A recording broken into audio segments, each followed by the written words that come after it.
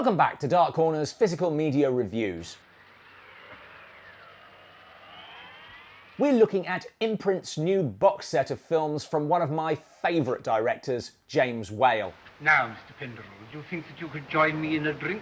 Mr. Fem, I honestly believe I could join you in a drink. With 5 films from 1932 to 1940, this spans a pretty large chunk of Whale's sadly brief film career, though it skips over much of his most successful period.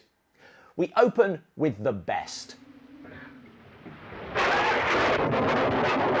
We have previously reviewed 1932's The Old Dark House, present here on 4K and Blu-ray, the second and least fated of Whale's 4 horror films, but it's always worth saying what a great little film it is.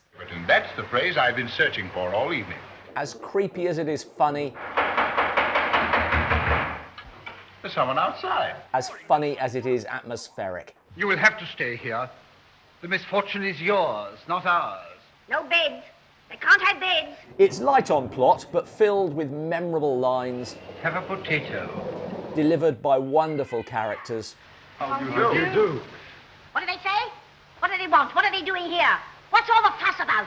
played by a sensational cast, including Boris Karloff, Charles Lawton, Incidentally, this house will probably be washed away any minute.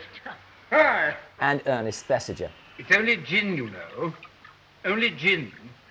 I like gin. Though a box office disappointment, its reputation has grown. Whale enjoyed its making, and it's the film of this set that best captures the director's personality. My sister was on the point of arranging these flowers. Whale was assigned Kiss Before the Mirror on short notice, unable even to use his regular team. Did anyone see you? Not a soul. The story concerns a lawyer defending a friend who has murdered his unfaithful wife while contemplating killing his own unfaithful wife. Why, Maria, what are you doing before the mirror? Don't be silly. I'm dressing. It's an uneven film, One shouldn't encourage men to commit murder. but the dry humour of Gene Dixon is a welcome relief from the stolid melodrama of the rest. That mirror showed me the whole lie of my existence. It does keep you wondering about how it might end, but for my money, that ending is a disappointment. Maria. Maria. The film flopped on release, and plans for a reissue in 1936 were shelved as the production code demanded sweeping cuts to its pre-code narrative. Let me go. Are you mad? You've ruined my hairdress. Now I must begin all over again. This may have led to the film being remade 5 years later as Wives Under Suspicion. But the Kiss Before the Mirror story, that's something else again. Whale again directing, and included here as a standard definition extra. To Caesar's wife. Wait a minute, John. Do you know what happened to Caesar's wife? Something dreadful. You killed her. There are major differences. The defense attorney has become a prosecutor. Well, we can check off another on the old adding machine. 11 and 18 months. The killer is no longer his friend, and more, some due to the production code. Many of them I would call improvements, but despite its stylish shots, it lacks the touch Whale brought to even minor films 5 years earlier. Men have been shooting faithless wives since time began. It's all a bit meh. Jim. In those intervening years, Whale's career had peaked and crashed, but he bounced back with The Man in the Iron Mask, the pick of his late films. Seize them!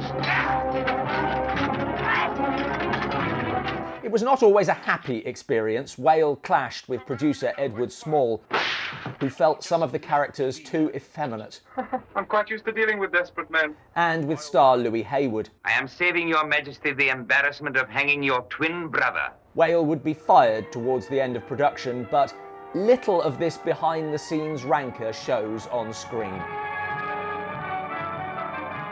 There are only a few classic James Whale moments, but it's an enjoyable romp, a swashbuckler of the old school, and includes a cameo from Dwight Fry. It may be His Majesty who is getting married, but you, Your Excellency, will be the most handsome man at the ceremony.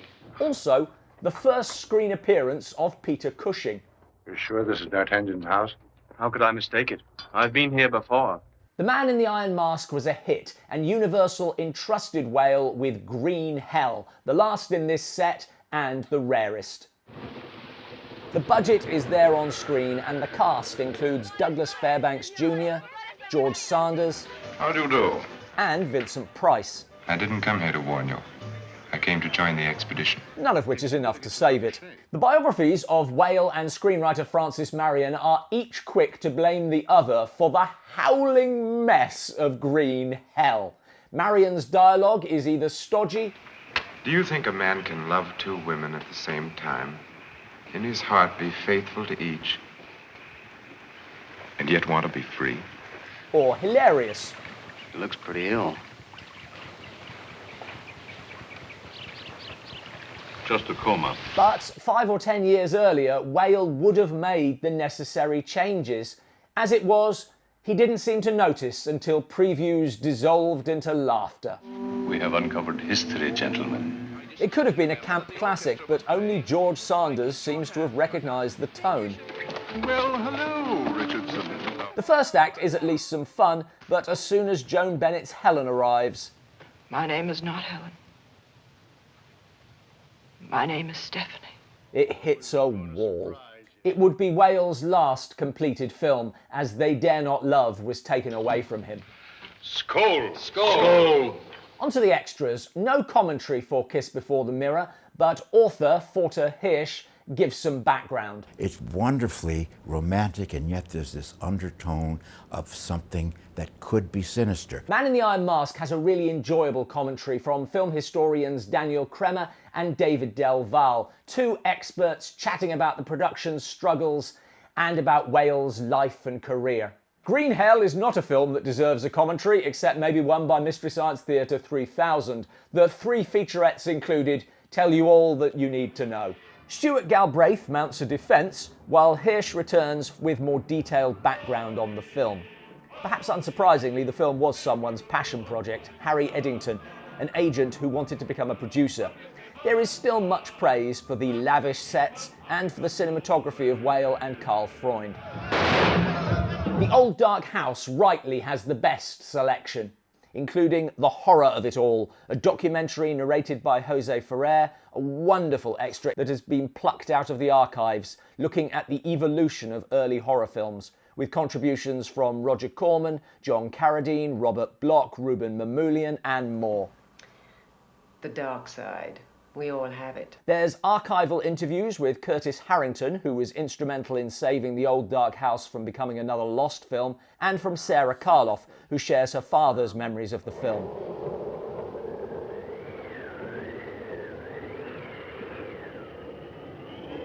Also with Gloria Stewart, looking back at her career and the new notoriety she achieved through Titanic. It was the most erotic moment of my life. 3 commentary tracks. New to this release is that from Steve Haberman, who applies Freudian dream analysis to the film, perhaps looking for a fresh angle, before falling back on biographies. There is a lot of research here, but it does come across a bit dry and monotone, more like a lecture. And the track from Whale biographer James Curtis falls into the same trap. The real treat here is the track from Gloria Stewart. It is so rare to get a commentary on a 1930s film from someone who was actually there. It starts a little slow, but picks up as she discusses the second film of her long career. Thank you. In a way, this set does encompass James Whale's career. There's some brilliance, some average, and one absolute train wreck. The problem is that the brilliance is also the most familiar. It would have been nice to see some of Whale's lesser-known greats. Please check out our video on Whale's non-horror films for more on those.